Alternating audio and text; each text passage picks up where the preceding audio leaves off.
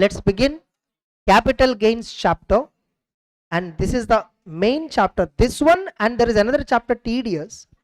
TDS also not major amendment. Capital gains is the one which is having major amendments for May 25, September 25, January 26. Nothing but, as I already told, we follow what Finance Act? Finance Act 2024 number 2. As per this Finance Act, predominant number of amendments came only in capital gains chapter. Like entire capital gains has been drastically changed. The way we calculate capital gains is drastically affected because of the amendment. So where and all capital gains has taken, where and all capital gain amendments happened. First I will briefly show you what happened. Earlier we have, first of all, capital gains will come into picture only when you transfer capital asset. That's it. See, capital gains head of income itself is applicable if you transfer capital asset. Remember, if I have a house property, I'm the owner, I'm not transferring it, I'm just keeping it. Annual value taxable under house property. I am running some business or profession apply. So like that, I hope I given you a brief explanation on capital gains. Now look at the amendments part. Capital gains are broadly divided into two types: long-term capital asset and short-term capital asset. So what is a long-term capital asset, short-term capital asset? Earlier we have three criteria: 12 months criteria, 24 months criteria, 36 months criteria. Like that, we have three criteria for determination of long-term or short-term capital asset, whether a particular capital asset is a long-term or short-term. Because a long-term capital asset, if at all you sell, if you get a profit, it's a long-term capital gain. In case if it is a short-term capital asset, then it is called as a short-term capital gain.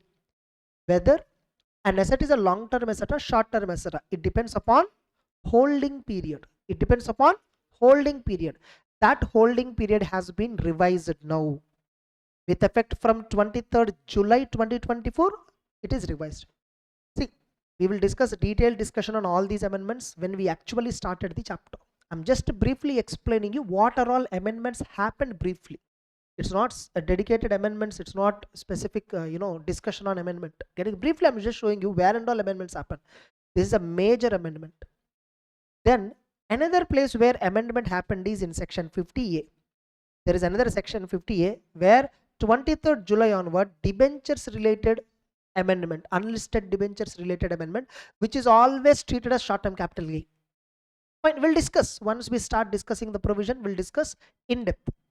So I'm just showing you how many major amendments and all were there in the capital gains. And here and all is almost the same, no changes in this entire content. Now again, it will start at buyback. There is another amendment on buyback.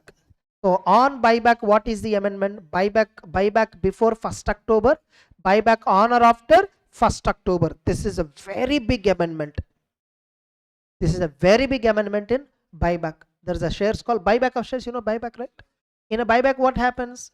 My shares, I will give back to the company. That is also a type of transfer. You may make some profit or not in that case also. That's called buyback. So capital gains itself is not applicable on buyback now. And there is a concept of capital loss introduced in that. Anyhow, we'll discuss that. Once we come there, we'll discuss that. Then again, long-term capital gains is there, right? Actually, long-term capital gains, when we are computing, before 23rd July 2024, if at all you sell the asset, you are eligible for indexation facility. There is something called indexation facility. Okay, we'll discuss. Once we start the chapter, we'll discuss indexation. That is now removed. From 23rd July onwards, it is removed. But for individuals and HUFs, land and building, a beneficial treatment is given. What is that beneficial treatment? We'll discuss. Basically speaking, technically speaking, indexation is removed from 23rd July. That is one major amendment. Again, you see, long-term capital gains on or after, not eligible for indexation. Before 23rd July, how to calculate indexation. Getting it? This is one more amendment where capital gains amendment happened. Then rest all other is almost the same. rest all other, no other changes at all. Everywhere else it is same. Okay. Then here coming to cost of improvement, there is a printing mistake in the book, which is 2004 it was printed accidentally. Okay, it was actually 2001. That's it. So rest all other, no other amendments. So where and all amendments were there right now? One, whether an asset is a long-term asset or short-term asset. That there some amendment is there. Earlier we have something called 36 months classification. Now that is removed. Another amendment where happened 50AA. There is a section. Inside that, unlisted debentures and bonds is also added in 50AA purview from 23rd July onwards. Then we have amendment on indexation. Long-term capital gain is not, long-term capital asset transferred on or after 23rd July are not eligible for indexation. Then another amendment is, by the way, last but not least, most important amendment is tax rates. The tax rate.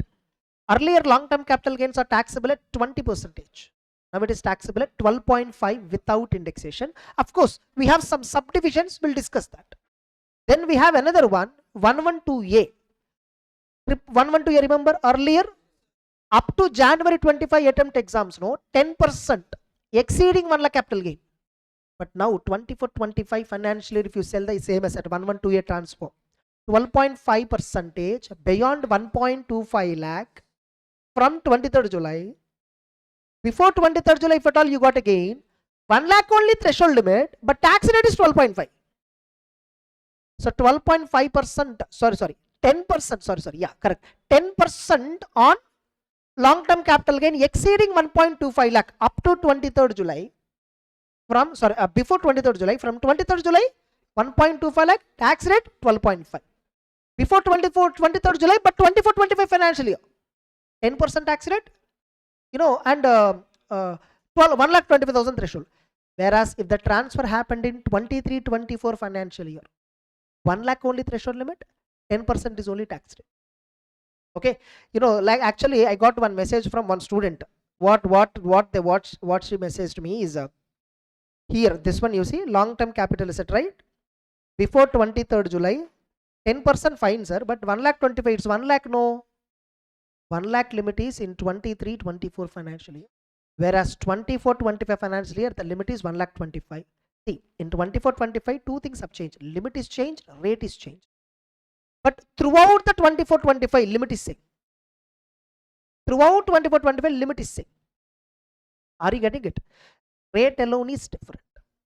If transfer has happened before 23rd July, 10% is a tax rate. If the transfer has happened on or after July, 12.5. By the way, this is not a separate limit before 23rd July, before 23rd July and after 23rd July. Again, no separate 1 lakh, 1.25, 1.5, no separate. It's actually one limit only. We'll discuss that anyhow. Once we start the class, once we start discussing, we'll discuss.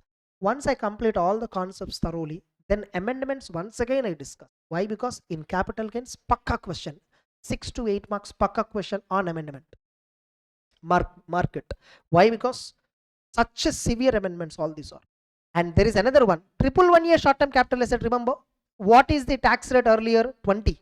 Now it is 15. If the asset is a short-term capital asset 111A, now the capital gain rate is, sorry. Earlier 15, now 20. Earlier 15, now 20. Before 23rd July, it is 15. On or after 23rd July, it is 20%. These are the amendments that are happened briefly. Getting it? I'm just doing an overview of the amendments. I'm not discussing anything. Fine? Understood where and all? Significant chapter.